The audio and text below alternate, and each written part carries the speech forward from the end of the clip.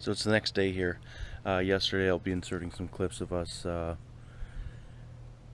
taking the fuel pump off, draining it, where we ended up draining it into the jerry can to drain everything out of the tank, the location of the fuel pump relay, and how we jumped it using a wire. I'll insert those clips.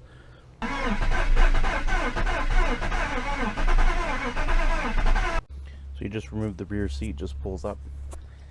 This is where the fuel pump is. I think there's another one on that side. I could be wrong, but I think there's two.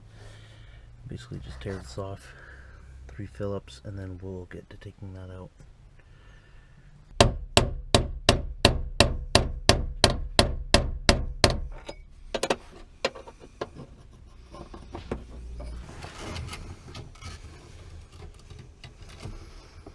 Up here.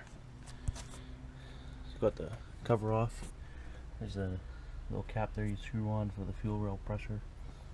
And basically I'll just drain it into the jerry can. That way it goes through the whole system and we get both tanks drained.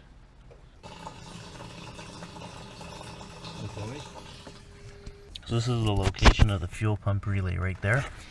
This is an extra relay we have. So basically, to jump the fuel pump to keep it running constantly, you jump number 30 and 85 together with a piece of wire just like that, and it will just continuously run. But anyways, so basically from one of the clips you can see the car tried to fire, but it wouldn't, even after we put the new gas in. After we put the new gas in, it was much better. We actually did get it running, and it smoked the serpentine belt off. Because the problem was this: alternator seized. So that's why the starter was making that funny noise, because it was under so much pressure trying to turn everything with a seized pulley. So anyways, the car starts up now, runs at idles amazing, runs great. So we're gonna get a new alternator and put the new serpentine belt on. But right now, today, I took the alternator off. I got the shroud off, the fan. I got the you got to take the AC belt off. There's a little it's the same thing down there, but as it is up here, but there's a cover. Torques, all you do is turn the Torques clockwise and it'll turn the tensioner and loosen the tension off the belts. You can take them off. I took the shroud off. I left all this connected still. I just unclipped it from there.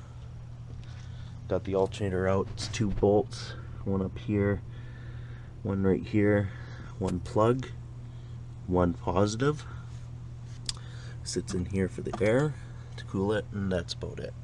It's really straightforward. So yeah, eventually we'll be getting a new alternator, and I